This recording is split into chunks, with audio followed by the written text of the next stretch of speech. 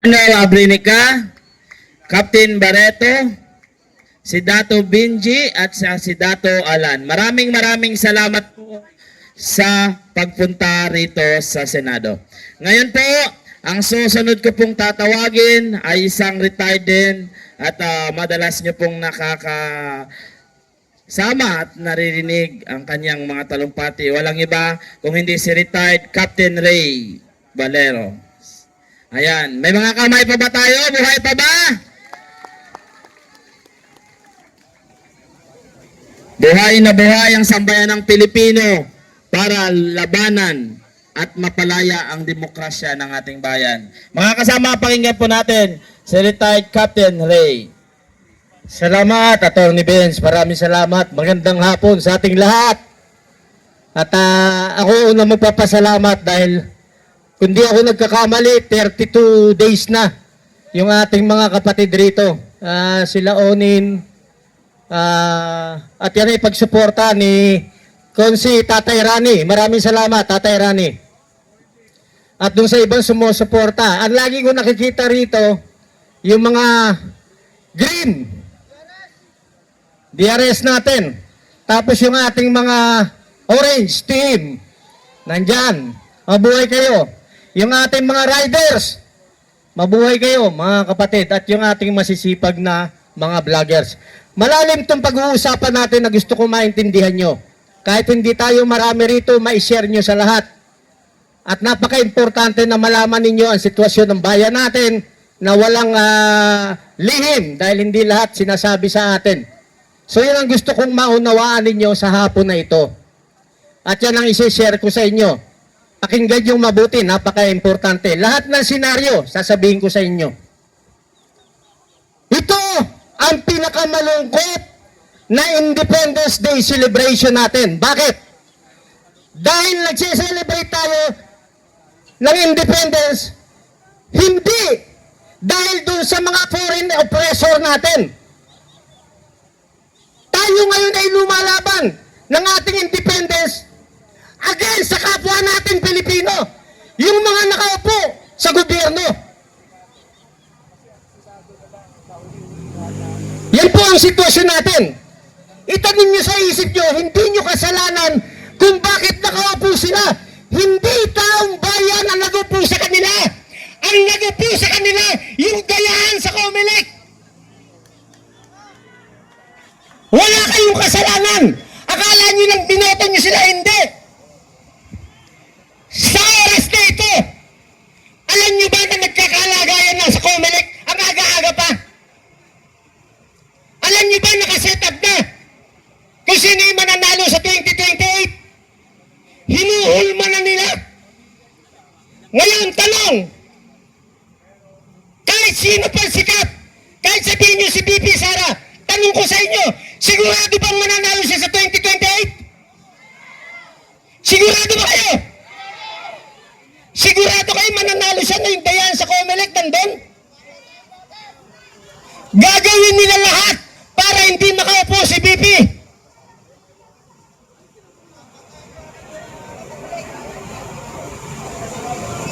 Ang dapat nating ayusin doon muna.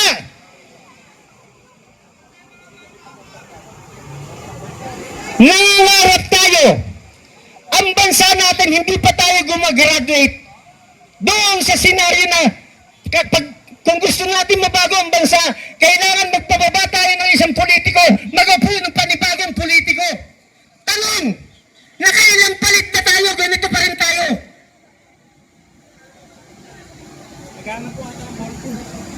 Sabihin ko sa inyo, inani na ni PP, hindi niya kayang baguhin ang bansa na siya lang.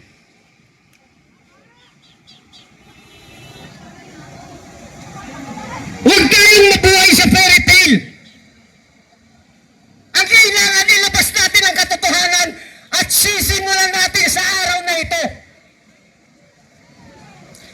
Durog na ang pagkatao ni BBM.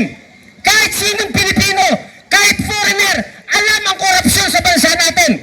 Hindi pwedeng magkakaroon ng malawak na korupsyon na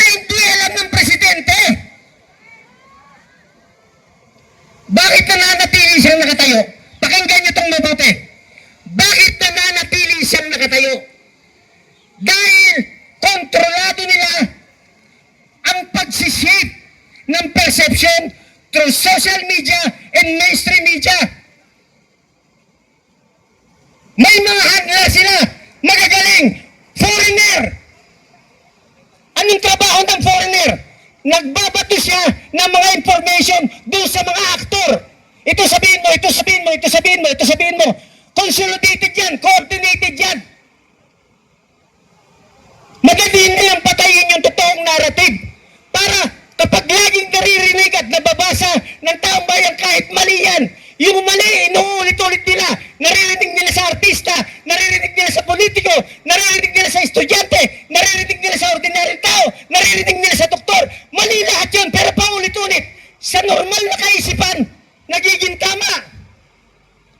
Inuulit, isang araw, dalawang araw, tatlong araw, isang buwan.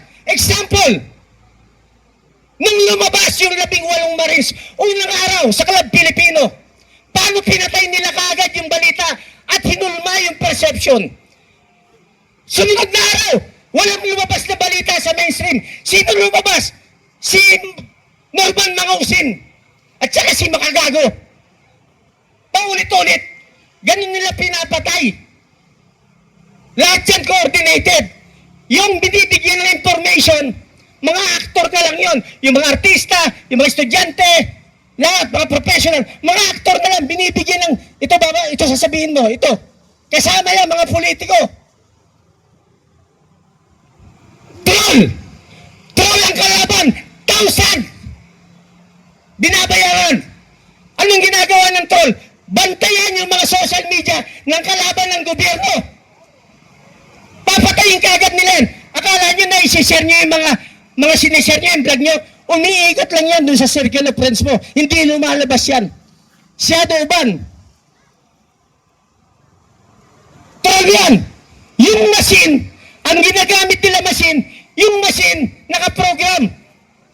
Words, sentence, paragraph, binabantayan ng machine. Sandali nilang i-block yun.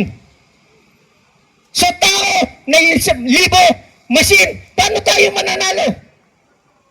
Lahat ba nang lumalabas sa mainstream, totoo? Sagot! Lahat nang lumalabas sa social media, totoo? Hindi! Ang totoo kayo! Kayo nagtsatsaga rito araw-araw! Kayo ang totoong Pilipino!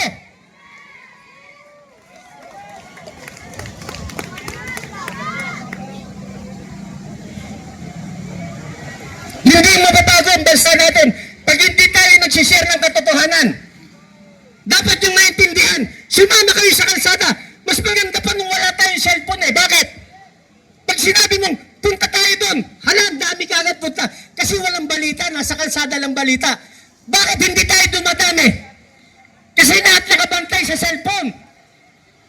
Ang mindset ng karamihan, kukunti pa lang sila. Pupunta ako rin pag marami na sila. Eh, 1 milyon kayo, ganun ang kaisipan. Wala na.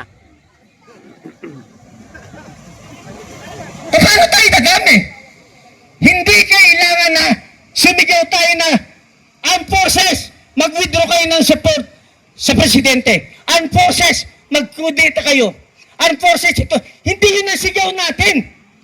Ang sigaw natin, huwag kayong mag-withdraw sa Pangulo. Huwag kayong lumaban sa gobyerno. Pero putang ina, supportahan niyo yung nagsasabi na totoo.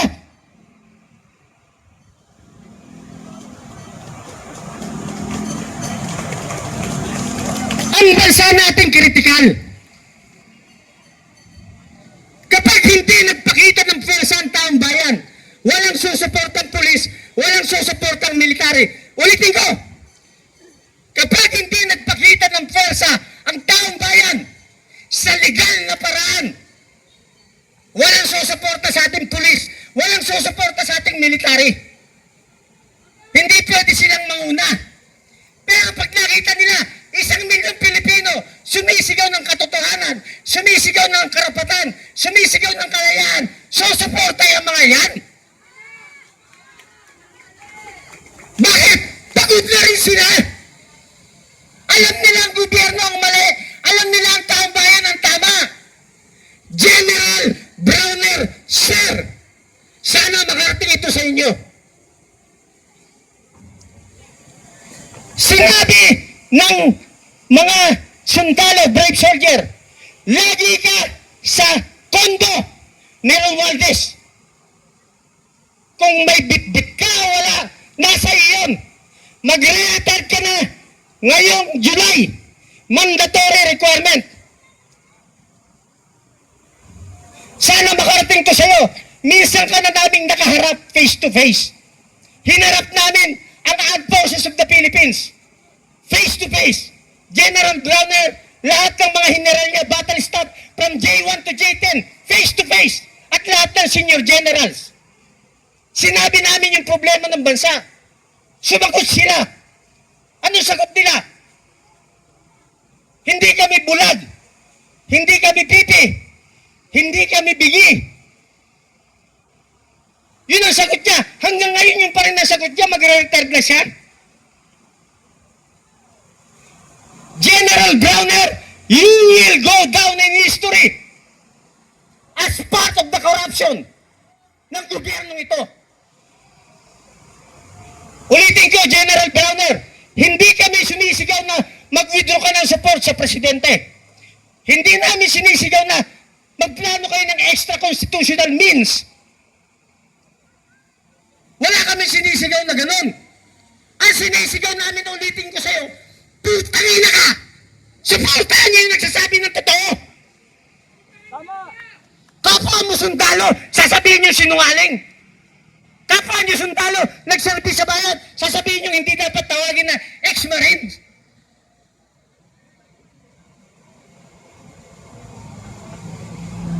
Kapatid natin pulis, minsan may friction tayo, both ends. Pero normal yan. Gumaganap sila sa tungkulin natin. Tayo sinisigaw natin yung gusto natin sa damdamin natin. Nautusan lang yung mga yan. Ang pinakadelikado, i-share nyo, pakinggan nyo.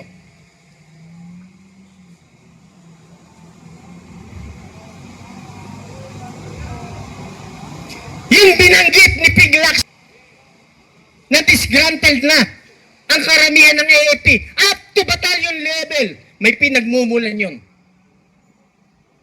Nabasa nyo? Sino nakabasa? May pinagmumulan yun. Senaryo.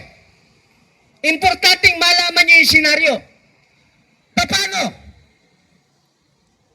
Kung may kamay ang US at sabihan yung mga junior officer, mag-military junta kayo. Walang uupong politiko. Walang uupong sibilyan. Puro military. Ikaw, BBM, exile ka. Ang ididiin namin si Romualdez. Alam niyo ba yan? Hindi ko sinasabing totoo yan.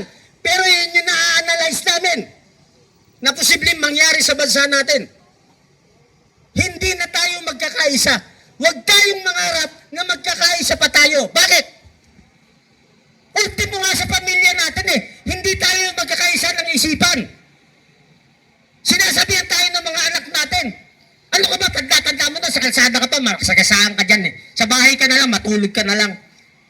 Tama, mali. Kung sa bahay hindi tayo nagkakaisa, huwag tayong mangarap na magkakaisa tayong lahat at hindi mangyayari na milyon lalabas sa kalsada. Bakit? Ang hirap ng buhay. Pag hindi pumunta ka sa kalsada isang araw, daily ang tinatanggap mo, weekly. Isang araw mawala sa'yo, anong pangkain mo? Ang hirap. Pero kung magkakaisa tayo, isang araw idideklara natin, 2 araw, maximum 3 days, sacrifice tayo. Mag-sacrifice tayo isang araw. Isang sakripisyo na lang. Magsama-sama tayo lahat. Isang sakripisyo na lang. Yun lang ang gustong makita ng mga kapatid natin pulis at kapatid natin mga kasundaluhan. Sama-sama tayo. Ano gagawin natin? Tama na. Hirap na kami. Bakit nandito tayo? Sasabihin nila, putangin na mga buwang yan eh. Supporter ng mga Duterte yan eh. Lahat, kahit hindi tayo Duterte, sasabihin Duterte yan eh. Pag bumangga ka sa gobyerno, Duterte ka kagad. Pag may sinabi ka against sa gobyerno, Duterte ka kagad. Hindi nyo ba alam na marami ng Marcos loyalist at marami ng mga dilawan ang gustong umalis doon sa partido nila, sa grupong kinabibilangan nila. Gusto nilang umalis. Kaya lang, wala silang mapuntahan dahil ayaw rin nila yung mga Duterte. Kaya ang isipan nila, dito na lang kami sa BBM, dito na lang kami sa Dilawan. Hindi nyo ba naisip? May nag-iisip na isang ale. Sino yun? Hindi nila nahatak. Ang ginugurom nila ngayon, si Risa Hontiveros.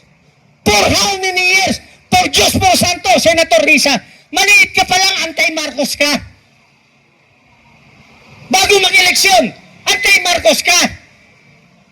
Nung nanalo si Marcos at nakikinabang kayo, hindi ka na anti-Marcos. Si Marcos naman, ang ayaw magpalibing at nagpatalsik sa tatay niya, mga liberal. Pero ngayon, okay na rin sa kanya sa liberal. Naghihimuran sila parehas ng mga pet nila eh. Liberal. Makabayan. Marcos. Nagkaisalis sila gamit ang mainstream media. Hindi ko sinasabing bayaran lahat. May mga kaibigan ako sa mainstream media, mababait. Nagkataon lang na reporter lang sila, cameraman lang sila, hindi naman sila nagdi-decide. Pag nag-capture ito yan, dadalhin sa office nila, doon sa editor nila. Yun na nagsasabi, huwag mo ilabas yan. Splice mo yan. Bakit ayaw nila sa mga Duterte? Para maintindihan nyo. Dahil, nung panahon ni Digong, halos mabura na sa mapa ang liberal. Halos mawala na ang Makabayan. Mga CPP, NPA, NDF, halos mawala na.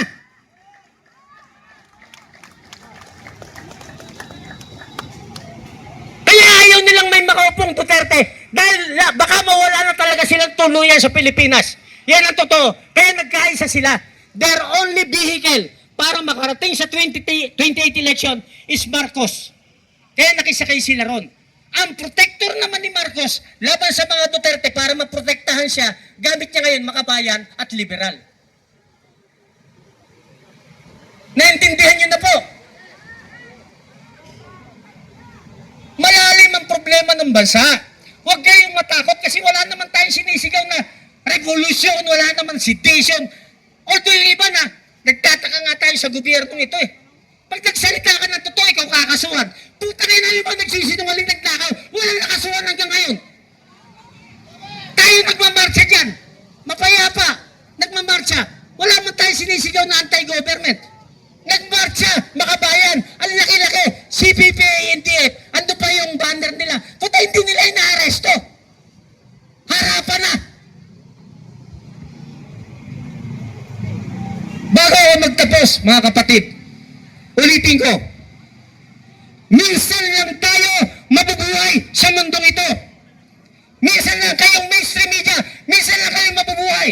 Kayong social media vlogger, minsan lang kayong mabubuhay. Mga senador, mamamatay rin kayong lahat. Mga congressman, mamamatay kayo. Presidente, vice president, lahat kayo mamamatay. Walang mananatiling nakatayo ito. Habang may hininga pa tayo, habang may pagkakataon pa, habang nagsasama-sama tayo, habang malakas pa tayo, mag-set tayo ng date, 3 araw lang. Yayain nyo, pati mga kaaway nyo. Awayin nyo mga kapitbahay nyo, awayin nyo. Batuhin nyo yung bahay. Lahat ng kapitbahay, batuhin ang bahay. Putang ina nyo, suntukan tayo sa Senado. Doon kayo pumunta. O, di dami tayo. 3 araw lang. Yayain nyo kahit kaaway nyo. Tapusin na natin ito. Kayo ang mag-set, hindi kami. Kayo ang mag-uusap kung kailan. Pag hindi natin ito tinapos, ang bansa natin mapupunta sa kamay ng foreigner at gagamitin tayong proxy war sa napipitong gera ng US at saka China. Magiging Ukraine tayo. Yung nagsasabi dyan ng mga sundalo, lalaban tayo. Sabi ng mga sundalo si Browner, we are a high experience military. Putang ina, ba't di ako naniniwala? Lalabanan mo yung China. Eh puta yung mga rebelde sa bundok, di nyo matapos eh. China pa.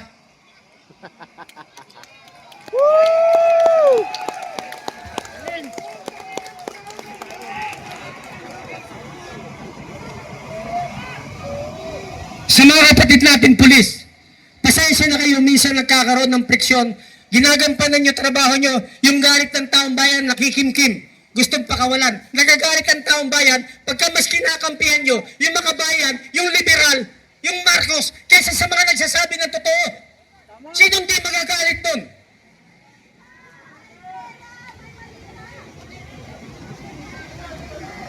Paldo, ang Mga kapatid, iisa lang itong bansa natin. Ang ikakapanalo ng bansa natin nasa pagkakaisa. Ulitin ko, ang ikakapanalo ng bansa natin isa lang, nasa pagkakaisa. Pilitin nyo na, hatakin sila.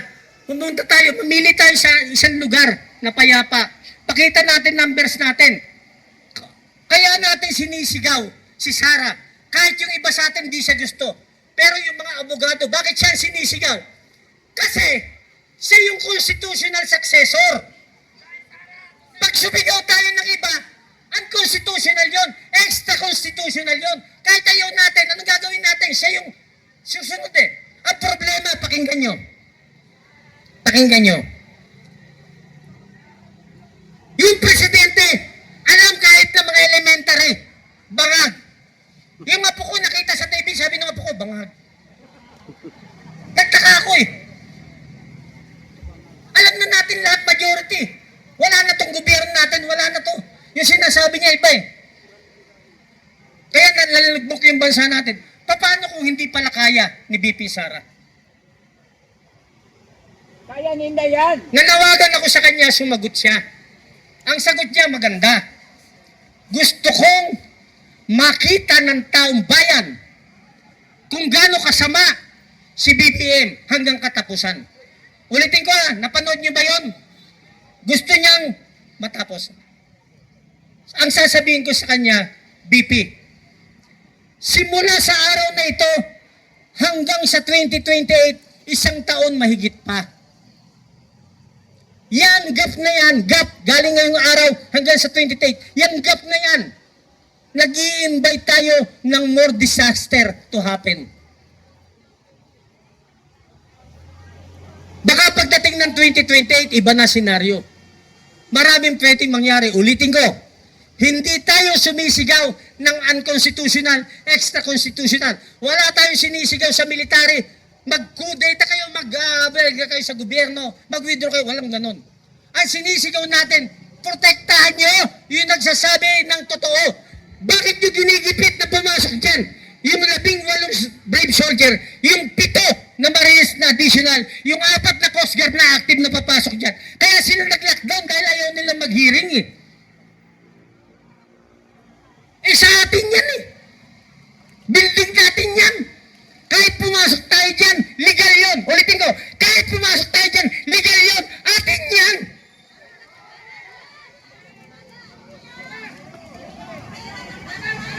Kaya hindi ikayat ko, milyon rito, kahit hindi milyon, 100,000. Babantayan natin ito. Sasabihin natin kay Cayetano, bago ka bumaliktad, Cayetano, mag-hearing ka, tapusin mo. Lahat ng Marines papatawag, tapusin nyo, marathon hearing. 3 araw, 5 araw, tapusin nyo. Dito kami taong bayan, hindi namin papapasukin ng NBI, hindi namin papapasukin ng polis, kahit magkamatayan, tapusin nyo yung hearing. Woo!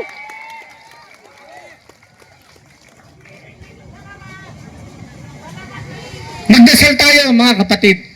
Ulitin ko, minsan lang tayo mabubuhay sa mundong ito. At never na ito mauulit pang muli. Kaya natin ito ginagawa para sa mga anak at apo ng ating mga kapulisan. Para sa mga anak at apo ng ating kasundaluhan. Para sa mga anak at apo ng mga demonyong politiko. Kaya natin ito ginagawa. Hindi lang para sa atin. 3 araw ang hinihiling ko, mga kapatid. Mag-uusap-usap tayo, tapusin natin ang laban. Magandang hapon sa lahat. Okay, maraming salamat po, retired Captain Ray. Naintindihan ba natin?